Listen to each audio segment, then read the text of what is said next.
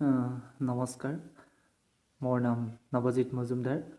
মই আজি প্ৰথমবাৰলৈ ইউটিউবৰ মজিয়ালৈ আহিছোঁ। কিছুদিনৰ পৰা পৰিকল্পনা কৰি আছিলোঁ, বিশেষকৈ লকডাউনৰ এই সময়ছোৱাত যে ছাত্ৰ ছাত্ৰীসকলক উদ্দেশ্যি আমাৰ পাঠ্যক্ৰমৰ সৈতে জড়িত কিছু আলোচনা মই আগবঢ়াম আৰু ইউটিউবৰ মাধ্যমেৰে এই আলোচনাখিনি কৰিম বুলি ভাবি আছিলোঁ, কিন্তু আজিলৈকে অহা হোৱা নাছিলে। আজি মই আহিছোঁ ইউটিউবৰ মাধ্যমেৰে আমাৰ গুৱাহাটী বিশ্ববিদ্যালয়ৰ অধীনৰ আমাৰ স্নাতক চতুৰ্থ ষান্মাসিকৰ ছাত্ৰ ছাত্ৰীসকলৰ উপযোগীকৈ আজি কিছু কথা ক'ম বুলি ভাবিছোঁ।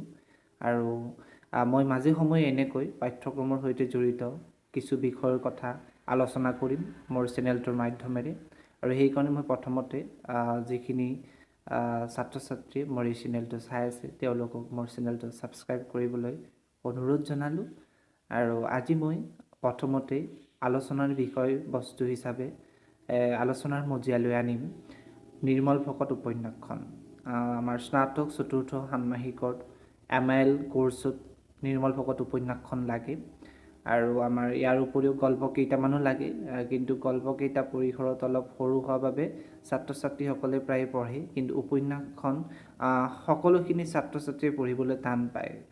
বহুতে হয়তো আগতে উপন্যাসো পঢ়া নাছিল, গতিকে মই ভাবিছোঁ নিৰ্মল ভকত উপন্যাসখনৰ কথা কিছু আলোচনা কৰিলে বোধকৰোঁ ছাত্ৰ ছাত্ৰীসকল উপকৃত হ'ব। আৰু সেই কথালৈ লক্ষ্য ৰাখি মই নিৰ্মল ভকত উপন্যাসখনৰ বিষয়ে কিছু কথা ক'বলৈ আগবাঢ়িছোঁ। যে নিৰ্মল ভকত উপন্যাসখন লিখিছিল আমাৰ ৰজনীকান্ত বৰদলে, আৰু এই উপন্যাসখন হৈছে আমাৰ অসমীয়া উপন্যাস সাহিত্যৰ প্ৰাৰম্ভিক কালচোৱাৰ এখন উপন্যাস।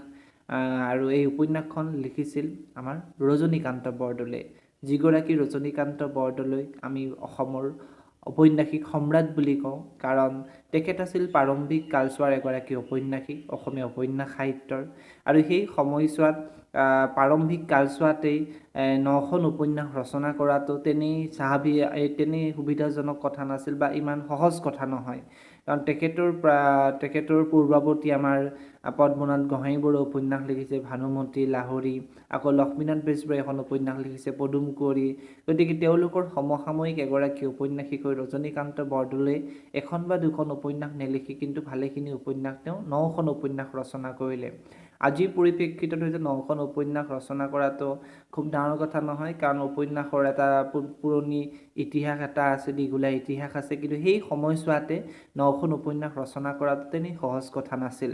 কিন্তু আমাৰ ৰজনীকান্ত বৰদলৈ 9খন উপন্যাস ৰচনা কৰিলে। সেই উপন্যাস কেইখন আছিলে তোমাৰ মিৰি জীয়ৰী, আৰু তাৰ মনোমতী, ৰংগিলী, লদৈ দিগিৰি, তাম্ৰেশ্বৰী মন্দিৰ, থাম্বা থৈবীৰ সাধু, এনেকৈ দণ্ডুৱাদ্ৰো, এনেকৈ তেখেতে 9খন উপন্যাস ৰচনা কৰিছিল। আৰু এই 9খন উপন্যাসৰ ভিতৰত প্ৰথম উপন্যাসখন আছিল মিৰি জীয়ৰী, যিখন প্ৰকাশ হৈছিল 1895 চনত। আমাৰ তেখেতৰ এই প্ৰথম যিখন উপন্যাস মিৰি জীয়ৰী, এই উপন্যাসখন তেখেতৰ প্ৰথম উপন্যাস হোৱাৰ উপৰিও অসমীয়া সাহিত্যতো এইখন উপন্যাসৰ বিশেষ দুটি ব্যতিক্ৰমী বিশেষত্ব আছে। তাৰে প্ৰথমটো হৈছে এইখন আছিল প্ৰথম অসমীয়া সামাজিক উপন্যাস, আৰু দ্বিতীয়তে হৈছে মিৰি জীয়ৰী জনজাতীয় জীৱনৰ পটভূমিত ৰচনা কৰা প্ৰথম উপন্যাস। গতিকে চাবলৈ গ'লে তিনিটা বিশেষত্ব, এটা হৈছে ৰজনীকান্ত বৰদলৈৰ প্ৰথম উপন্যাস, দ্বিতীয়টো হৈছে অসমৰ প্ৰথম সামাজিক উপন্যাস, আৰু তৃতীয়টো হৈছে আমাৰ জনজাতীয় জীৱনৰ পটভূমিত ৰচনা কৰা প্ৰথম উপন্যাস। গতিকে এই উপন্যাসখনত মিৰি জনগোষ্ঠীৰ জীৱনৰ কথা আছে। আচলতে আমাৰ ৰজনীকান্ত বৰদলৈ আমাৰ গীত চাহাবৰ সংস্পৰ্শলৈ অহাৰ সময়ছোৱাত তেখেতে মিৰিসকলৰ ধৰ্মীয় দিশ সম্পৰ্কে অধ্যয়ন কৰা এটা সুযোগ পাইছিল, আৰু তেনেকৈ মিৰিসকলৰ সামাজিক ধৰ্মীয় ৰীতি নীতিৰ সৈতে তেখেতে পৰিচিত হৈছিল, আৰু তেনেকৈ তেখেতে সেই অভিজ্ঞতাৰ ভিত্তিতে মিৰি জীয়ৰী উপন্যাসখন ৰচনা কৰিছিল। আৰু এই উপন্যাসখনত আমি জংকী, প্ৰাণেই নামৰ দুগৰাকী প্ৰেমিক প্ৰেমিকাৰ কথা পাওঁ। এই দুগৰাকী প্ৰেমিক প্ৰেমিকাই পৰৱৰ্তী সময়ছোৱাত অসমৰ সমাজ জীৱনত এনেকৈ তোমাৰ প্ৰভাৱ বিস্তাৰ কৰি থাকিল যে সেই জংকী আৰু প্ৰাণেই এই দুগৰাকী প্ৰেমিক প্ৰেমিকা কেৱল উপন্যাসৰ দুটা চৰিত্ৰই হৈ নাথাকিল। এই দুগৰাকী চৰিত্ৰ, এই দুগৰাকী প্ৰেমিক প্ৰেমিকা যেন অসমীয়া সমাজৰ আদৰ্শ প্ৰেমিক প্ৰেমিকাই হৈ ৰ'ল। গতিকে জংকী প্ৰাণৰ কথা এবাৰ উপন্যাসখন সম্পৰ্কে পঢ়া কোনো পাঠকেই পাহৰিব নোৱাৰে। ইয়াৰ উপৰি তেখেতৰ এইখনেই আছিল সামাজিক উপন্যাস। তাৰ পিছৰ যিকেইখিনি উপন্যাস সেই উপন্যাসখিনি সৰহখিনি আছিল বুৰঞ্জীমূলক। তাৰ ভিতৰত তেখেতে মানুহৰ আক্ৰমণৰ পটভূমিত সৰহখিনি উপন্যাস ৰচনা কৰিছে। ৰংগিলী, ৰহদৈলিগিৰি, তাম্ৰেশ্বৰী মন্দিৰ, নিৰ্মল ভকত, এনেকৈ তেখেতে সৰহখিনি উপন্যাস মানুহৰ আক্ৰমণৰ পটভূমিত ৰচনা কৰিছে। মনোমতীৰ কথা মই ক'বলৈ পাহৰিলোঁ। গতিকে এই 5খন উপন্যাস লিখিছে তেখেতে মানুহৰ আক্ৰমণৰ পটভূমিত। মানুহসকলে অসমত আক্ৰমণ কৰাৰ ফলত অসমৰ সামাজিক, আমাৰ আৰ্থনৈতিক, ধৰ্মীয় জীৱনত কেনেধৰণৰ প্ৰভাৱ পৰিছিল সেই কথাবিলাক তেখেতে উপন্যাসসমূহৰ মাজত দাঙি ধৰিবলৈ চেষ্টা কৰিছে। তাৰোপৰি তেখেতৰ থাম্বা থৈবী সাধু নামৰ এখন উপন্যাস আছে, যিখন উপন্যাসৰ পটভূমি হৈছে আমাৰ মণিপুৰী সকলৰ মাজত প্ৰচলিত এটা লোকসাধু। আৰু এই থাম্বা থৈবীৰ সাধু নামৰ উপন্যাসখনক বহুতে আকৌ উপন্যাস নহয় বুলি ক'বলৈ বিচাৰে, কাৰণ এই উপন্যাসখন যে লোককথাৰ আধাৰত ৰচনা কৰা। আৰু আমাৰ গৱেষিকা মন্দিৰা গোস্বামীয়ে উল্লেখ কৰা অনুসৰি যে থাম্বা থৈবীৰ সাধু উপন্যাসখনক এটা দীঘলীয়া প্ৰবন্ধহে বুলিব পাৰি, কাৰণ থাম্বা থৈবী গেৱৰী বুলি এখন কিতাপ আছিল আৰু সেই কিতাপখন অধ্যয়ন কৰি তাৰ আধাৰতে এই উপন্যাসখন ৰচনা কৰা হৈছিল। আৰু ৰজনীকান্ত বৰদলৈ যিটো উপন্যাসিক হিচাপে এটা বিশেষ তেখেতৰ নাম আছে, আৰু সেইকাৰণেই বোধ কৰোঁ তেখেতৰ এই উপন্যাসক, এই গ্ৰন্থখনকো উপন্যাসৰ শাৰীত ধৰা হ'ল। তাৰোপৰি তেখেতৰ আমাৰ দন্দুৱা দৌৰ বুলি এখন উপন্যাস আছে, যিখন উপন্যাসৰ পটভূমি হৈছে হৰদত্ত বীৰদত্তৰ কাহিনী। আৰু এই কাহিনীৰ আধাৰত আমাৰ লক্ষ্মীনাথ বেজবৰুৱাই পদুম কৰি উপন্যাসখন লিখিছিল, কিন্তু সেই উপন্যাসখন উপন্যাস হিচাপে সিমানখিনি সফল হ'ব নোৱাৰিলে। সি যি কি নহওক, থাম্বা থৈবীৰ সাধুখন লিখা হৈছিল হৰদত্ত বীৰদত্তৰ কাহিনীৰ পটভূমিত। আৰু তাৰোপৰি তেখেতৰ ৰাধা ৰুক্মিণী ৰণ বুলি এখন উপন্যাস আছে, আৰু সেই উপন্যাসখন তেখেতে ৰচনা কৰিছিল মোৱামৰীয়া বিদ্ৰোহৰ পটভূমিত। গতিকে এনেকৈ যদি চাওঁ, তেখেতৰ বেছিখিনি উপন্যাসৰে পটভূমিৰ সৈতে জড়িত হৈছে বুৰঞ্জী। গতিকে বুৰঞ্জীমূলক উপন্যাসৰ ক্ষেত্ৰত তেখেতৰ বিশেষ এটা অৰিহণা থকাৰ কথা কোনোপধ্যে আমি নুই কৰিব নোৱাৰোঁ।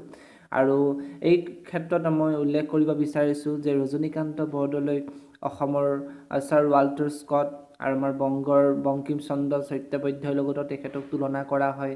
গতিকে তেখেতক অসমৰ স্কট স্বৰূপেও অভিহিত কৰা হয়, তেখেতক অসমৰ বংকিম চন্দ্ৰ স্বৰূপেও অভিহিত কৰা হয়। তেওঁলোকৰ উপন্যাস ৰচনাৰ যি ৰীতি, তাৰ সৈতে আমাৰ ৰজনীকান্ত বৰদলৈৰ সাদৃশ্য বিচাৰি পোৱা যায়। আৰু তাৰোপৰি আমাৰ সেই সময়ছোৱাত তেখেত যিহেতু কলিকতাত থাকি অধ্যয়ন কৰিছিল, আৰু তেনেকুৱা সময়ছোৱাত তেখেতে বংকিম চন্দ্ৰ আৰু ছাৰ ৱাল্টাৰ স্কটৰ উপন্যাস পঢ়াৰ সুবিধা পাইছিল, আৰু তেনেকৈ তেওঁলোকৰ উপন্যাসৰ ৰচনা ৰীতিৰ প্ৰভাৱত তেখেতৰ উপন্যাসৰ ৰচনীতে গঢ় লৈ উঠিছিল। গতিকে সেই হিচাপে তেখেতৰ উপন্যাসৰ প্ৰসংগত ছাৰ ৱাল্টাৰ স্কট আৰু বংকিম চন্দ্ৰৰ কথা কোৱা হয়। আৰু মই ছাত্ৰ ছাত্ৰীসকলৰ জ্ঞাতাৰ্থে এবাৰ দোহাৰিব বিচাৰিছোঁ যে পৰীক্ষাত প্ৰায়ে এইটো বিষয়ৰ ওপৰত প্ৰশ্ন আহে যে অসমৰ স্কট বুলিলে কাক বুজোৱা হয়, বা অসমৰ বংকিম চন্দ্ৰ বুলি কাক অভিহিত কৰা হয়। তেতিয়া উত্তৰ হ'ব ৰজনীকান্ত বৰদলৈ। গতিকে তেখেতৰ এইখিনি আছিল উপন্যাস, আৰু তেখেতৰ উপন্যাসসমূহ পঢ়িলে তাত আমি বিভিন্ন বিশেষত্ব লক্ষ্য কৰোঁ। সেই বিশেষত্বৰ ভিতৰত প্ৰথম বিশেষত্বটো আমি গমেই পালোঁ যে তেখেতৰ উপন্যাসসমূহ বুৰঞ্জীমূলক। গতিকে বুৰঞ্জীমূলক উপন্যাসসমূহত সততে দৃষ্টিগোচৰ হোৱা কিছুমান বৈশিষ্ট্যৰ ভিতৰত আমি ক'ব পাৰোঁ অতীত প্ৰীতি, যে অতীত প্ৰীতি নাথাকিলে বুৰঞ্জীমূলক উপন্যাস এখন ৰচনা কৰিবলৈ নিঃসন্দেহে কোনো ঔপন্যাসিক হয়তো আগ নাবাঢ়িব। আৰু তাৎপৰ্যপূৰ্ণ কথা, আমাৰ ৰজনীকান্ত বৰদলৈ আছিল আমাৰ সেই তোমাৰ ৰোমান্টিচিজিমৰ সেই সময়ছোৱাৰ এগৰাকী ঔপন্যাসিক, আৰু সেই সময়ছোৱাৰ ঔপন্যাসিকেই হওক বা কবিয়েই হওক, তেওঁলোকৰ ৰচনাৰ আটাইতকৈ বৈশিষ্ট্য আছিল অতীত প্ৰীতি। গতিকে তেখেতৰ অতীত প্ৰীতিৰ নিদৰ্শন আমাৰ তেখেতৰ বুৰঞ্জীমূলক উপন্যাসসমূহৰ মাজেৰে খুব সুন্দৰকৈ প্ৰকাশ পাইছে। ইয়াৰ উপৰি জাতীয়তাবোধৰ উন্মেষো ঘটিছে তেখেতৰ এইখিনি উপন্যাসৰ মাজেৰে। আৰু তাৰপিছতে তেখেতৰ আন এটা বিশেষত্ব হৈছে উপন্যাসৰ নাৰী চৰিত্ৰ প্ৰধান, যে তেখেতৰ উপন্যাসসমূহ আছিল নাৰী চৰিত্ৰ প্ৰধান। আৰু তোমালোকে যদি নামসমূহেই চোৱা, তোমাৰ মনোমতী হওক বা ৰংগিলীয়েই হওক, ৰহদৈলিগিৰিয়েই হওক, ৰাধা ৰুক্মিণী ৰণেই হওক, গতিকে এই নামবিলাক চালেই গম পোৱা যায় যে নাৰী চৰিত্ৰৰ প্ৰাধান্য দি তেখেতে উপন্যাস লিখিছিল, বা নাৰী চৰিত্ৰৰ উপন্যাসসমূহৰ বিষয়বস্তুত প্ৰাধান্য পাইছিল। আৰু ইয়াৰ অৰ্থ এইটো নহয় যে পুৰুষ চৰিত্ৰৰ প্ৰাধান্য নাই, কিন্তু নাৰী চৰিত্ৰক প্ৰাধান্য দি তেখেতে উপন্যাস ৰচনা কৰাৰ যি পোষকতা কৰিছিল, সেই কথাটো উপন্যাস কেইখনৰ নামকৰণটো চালে আমি গম পাব পাৰোঁ আৰু তাৰোপৰি তেখেতৰ উপন্যাসৰ নাৰী চৰিত্ৰসমূহ আছিল অসমীয়া সমাজ জীৱনৰ সুপৰিচিত নাৰী চৰিত্ৰ যে অসমৰ নাৰীৰ যিটো স্বৰূপ সেই স্বৰূপটো তেখেতৰ চৰিত্ৰসমূহৰ মাজত খুব সুন্দৰকৈ প্ৰকাশ পাইছে অসমীয়া সমাজত অসমীয়া নাৰীৰ যিটো মৰ্যাদা অসমীয়া নাৰীৰ যিটো স্থিতি সেই স্থিতিটো তেখেতৰ উপন্যাসসমূহৰ নাৰী চৰিত্ৰসমূহৰ মাজেৰে খুব সুন্দৰকৈ প্ৰকাশ পাইছে ৰহদৈ লিগিৰীৰ আমাৰ ৰহদৈ হওক বা মনোমতী উপন্যাসৰ মনোমতী হওক গতিকে যিকোনো নাৰী চৰিত্ৰৰ মাজেৰে সেই স্বৰূপটো খুব ধুনীয়াকৈ প্ৰকাশ পাইছে তাৰোপৰি তেখেতৰ উপন্যাসৰ আন এটা বিশেষত্ব হৈছে যে প্ৰেমৰ কথা তেখেতৰ উপন্যাসৰ মাজত আছে আমাৰ মিৰি জড়িত জংকী পানৈৰ প্ৰেমৰ কথা আছেই আকৌ মনোমণি উপন্যাসতো মনোমতীৰ প্ৰেমৰ কথা আছে তোমাৰ ৰংগিলী উপন্যাসতো ৰংগিলী আৰু সত্ৰমৰ প্ৰেমৰ কথা আছে আকৌ নিৰ্মল ভকত উপন্যাসতো নিৰ্মলৰ প্ৰেমৰ কথা আছে গতিকে প্ৰেম তেখেতৰ উপন্যাসৰ এটা খুব গুৰুত্বপূৰ্ণ বিশেষত্ব পিছে এইখিনিতে মন কৰিবলগীয়া তেখেতৰ এই যি প্ৰেম এই প্ৰেম ব্যভিচাৰী প্ৰেম নাছিল এই তেখেতৰ এই যি প্ৰেম এই প্ৰেম মহৎ প্ৰেমৰ স্তৰলৈ উত্তীৰ্ণ হৈছিল গতিকে প্ৰেমৰ যিটো প্ৰকৃত স্বৰূপ সেই স্বৰূপটো তেখেতৰ উপন্যাসসমূহৰ মাজেৰে খুব ধুনীয়াকৈ প্ৰকাশ পাইছে প্ৰকৃত প্ৰেমৰ যি নিদৰ্শন আৰু সেইকাৰণে প্ৰেম বুলি ক'লে বা প্ৰেমিক চৰিত্ৰ বুলি ক'লে আমাৰ মিৰি জীয়ৰী উপন্যাসৰ জংকী পানৈৰ কথা মনলৈ আহে বাকী যিখিনি উপন্যাস তাত থকা প্ৰেমিক প্ৰেমিকাসকলো আছিল আদৰ্শ প্ৰেমিক প্ৰেমিকা তেওঁলোক বেভিচাৰৰ স্তৰলৈ কিন্তু যোৱা নাছিল গতিকে আন এটা বিশেষত্বলৈ আমি যাব পাৰোঁ এতিয়া যে আমাৰ ৰজনীকান্ত বৰদলৈ আছিল অসমৰ সমাজ সংস্কৃতি প্ৰিয় এগৰাকী ব্যক্তি তেখেতৰ প্ৰবন্ধ হওক বা অন্যান্য যিখিনি ৰচনাৰাজি আছে তাৰ মাজেৰেও তেখেতৰ সংস্কৃতিৰ প্ৰতি দুৰ্বলতা প্ৰকাশ পাইছে অসমৰ ধৰ্মীয় দিশৰ প্ৰতি তেখেতৰ যি চিন্তা সেই চিন্তাও তেখেতৰ উপন্যাসৰ মাজত প্ৰকাশ পাইছে আৰু সেইকাৰণে তেখেতৰ উপন্যাসবোৰৰ মাজত অসমৰ সমাজ সংস্কৃতিৰ নিৰ্ভুল কিছুমান আমি স্বৰূপ নিৰ্ভুল কিছুমান বিশ্লেষণ নিৰ্ভুল কিছুমান বৰ্ণনা আমি দেখিবলৈ পাওঁ খুব সুন্দৰকৈ তেখেতে অসমৰ সমাজ সংস্কৃতিৰ বিভিন্ন দিশক তুলি ধৰিবলৈ চেষ্টা কৰিছে অসমৰ ধৰ্মীয় জীৱনৰ কথা তেখেতে খুব ধুনীয়াকৈ তুলি ধৰিছে তোমালোকে নিৰ্মল ভকত উপন্যাসখন পঢ়িলেও পাবা মহাপুৰুষীয়া ধৰ্মমতৰ কথা তেখেতে তাত দাঙি ধৰিছে আকৌ তোমাৰ অন্যান্য যিখিনি উপন্যাস আছে তাম্ৰেশ্বৰী মন্দিৰ নামৰ যিখন উপন্যাস এই উপন্যাসখনত আকৌ তোমাৰ তামসিক আমাৰ তান্ত্ৰিক যি ধৰ্ম সেই ধৰ্মৰ পৰিৱৰ্তে মহাপুৰুষীয়া ধৰ্মটো যে বহু আদৰ্শৰ সেই কথা তেখেতে তুলি ধৰিবলৈ বিচাৰিছে গতিকে সমসাময়িক সময়ছোৱাৰ সাংস্কৃতিক জীৱনৰ বিভিন্ন দিশ সমসাময়িক সময়ছোৱাৰ ধৰ্মীয় বিভিন্ন দিশ তেখেতৰ উপন্যাসৰ মাজত তুলি ধৰিবলৈ চেষ্টা কৰিছে আৰু ইয়াৰ পিছতেই